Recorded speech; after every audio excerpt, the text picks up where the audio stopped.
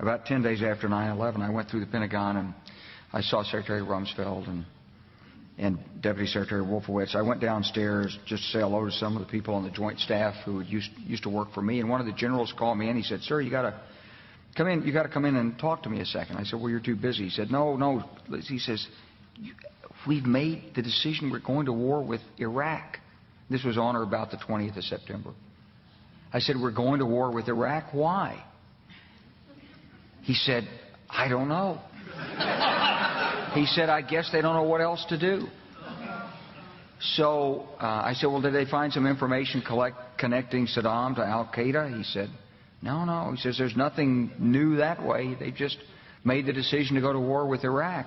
He said, "I guess it's like we don't know what to do about terrorists, but we've got a good military and we can take down governments." And he said, "I guess if the only tool you have is a hammer, every problem has to look like a nail."